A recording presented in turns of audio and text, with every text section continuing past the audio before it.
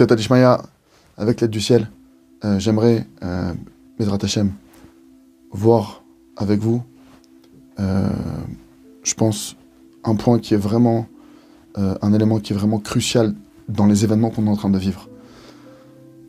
On se demande, certains se demandent, pourquoi tous ces événements, qu'est-ce qui se passe, pourquoi ça nous est arrivé?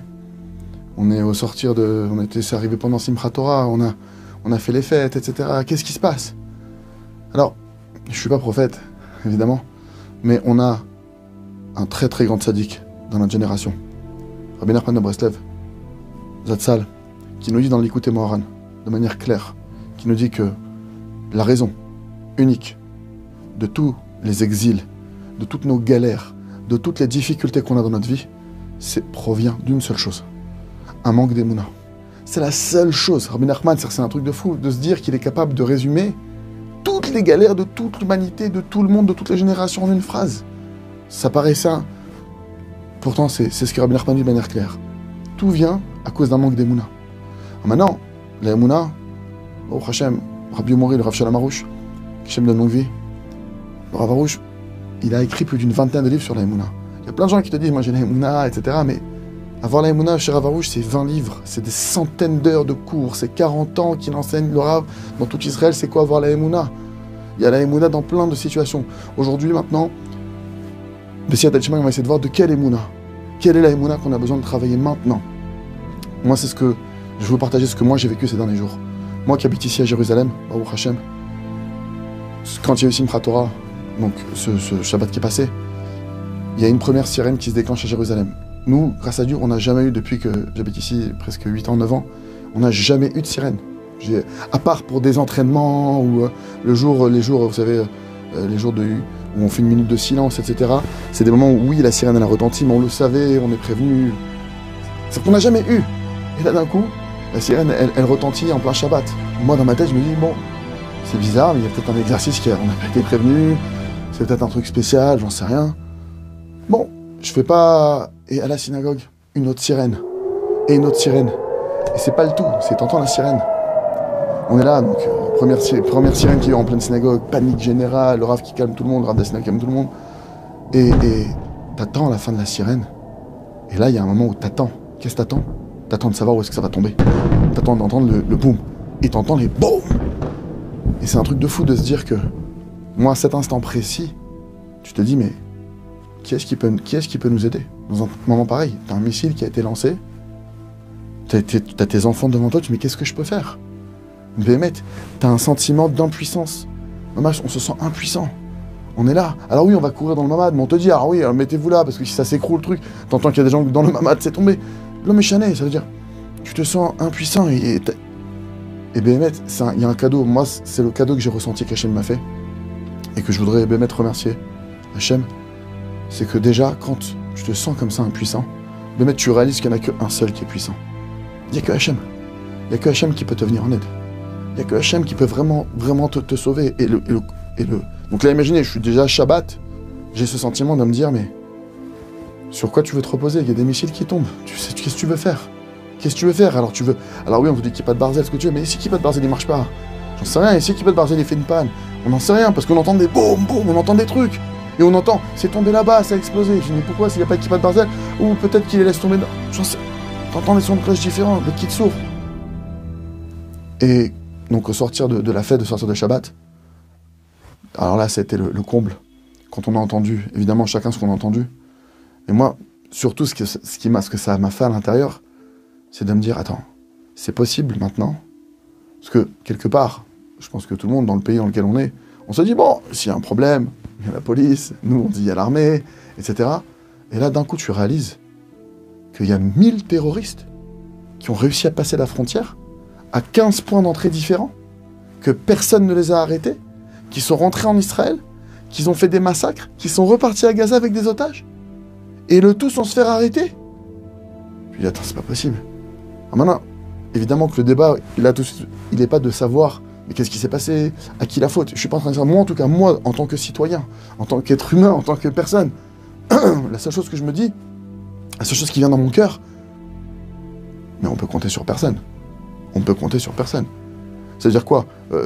Ni la police, ni l'armée, personne n'a rien pu faire. Tu prends conscience que tu peux compter sur personne. Et Béhémet, je remercie Hachem. Et merci Hachem. Et pardon pour les fois où j'ai finalement compté sur quelqu'un d'autre. La seule chose qui peut nous sauver, la seule chose qui fait que maintenant tu peux retirer la peur de ton cœur, c'est la seule chose qui me calme. C'est la seule chose qui me calme aujourd'hui. C'est quand je pense à Enot Milvado. Il n'y a rien en dehors de toi, Hachem. L'armée, elle ne pourra rien faire pour nous. C'est sûr que maintenant, bon, Hachem, il y a une armée qu'Hachem Inezed, Vadaï, et vous savez que le Rav Roche, il en va tous les jours, et bon, Hachem, j'ai été zoché d'aller justement. J'ai été zoché, j'ai eu le mérite d'aller aider les soldats, d'amener des vivres aux soldats, d'amener du réconfort, des tzitzit, etc. Vraiment essayer de leur donner des forces. Et justement, quand j'ai été là-bas, j'ai croisé un responsable, Mishmar Akvoul, un responsable de garde-frontière. Il m'a montré les photos, vous allez voir les photos apparaître, d'accord? Pour des raisons évidemment de discrétion, vous ne verrez pas son visage à cette personne, mais en tout cas, on a parlé avec lui, et lui nous raconte. Il était donc en patrouille, il est dans sa voiture, il se fait encercler de terroristes, et il commence à le mitrailler de partout. Et lui nous dit, ma voiture, c'est pas une voiture blindée, c'est une voiture effectivement officielle de garde-frontière, vous allez voir la photo, mais c'est pas une voiture blindée. Il me dit, les balles, elles fusent de partout, il y a même une balle qui arrive dans le pare-brise Bénès, avec un miracle, elle a glissé, elle a pas pénétré. Comment une balle, elle pénètre pas dans un pare-brise? Et il nous raconte, j'ai senti que c'était la fin, les balles qui fusaient de partout. Je peux plus rien faire. Il me dit, j'ai levé les yeux au ciel et j'ai demandé à Hachem, Hachem, aide-moi. Il dit, à ce moment-là, j'ai senti l'aide d'Hachem, j'ai senti la présence divine. Ils se sont tous enfuis. Il dit, c'est inexplicable, c'est un miracle. Vous allez voir les photos. Il dit, la voiture, elle a été éclatée. Lui, par miracle, il n'a pas été touché, il a rien eu. La seule chose qui peut nous sauver, qui peut sauver nos soldats, qui peut nous sauver à tous, c'est Enot Milvado. Tout à l'heure, mon fils, il me dit, papa, t'as entendu? Il y a le Japon qui est avec nous. Et là, il y a une vidéo que j'aimerais que vous regardiez maintenant, du Rav Shalom Aroush.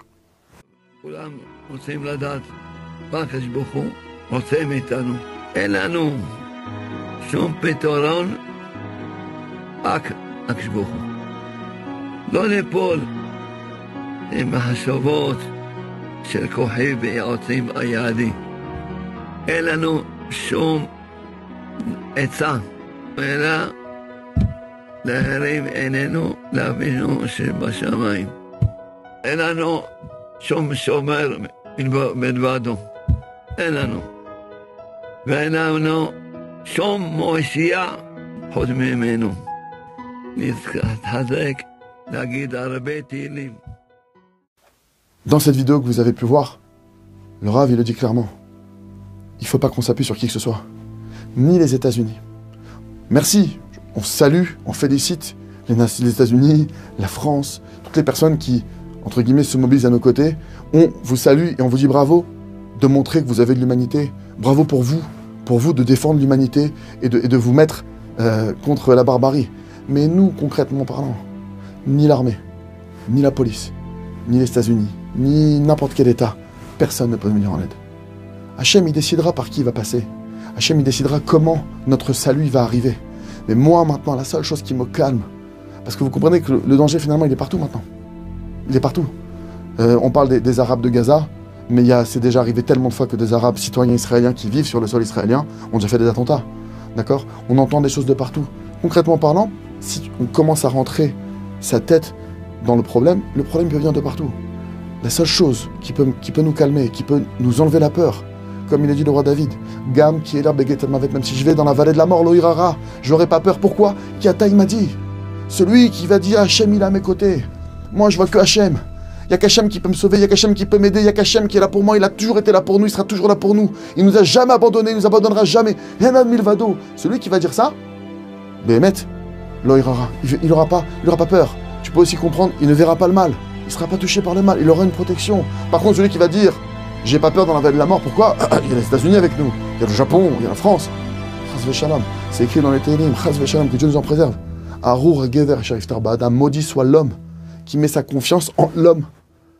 Chas v'shalom, on n'a pas besoin de voir une malédiction maintenant. Protégez-vous de cette malédiction, protégez-nous, protégeons-nous et protégeons nos frères de passer le message. Hachem, il passera par qui il voudra.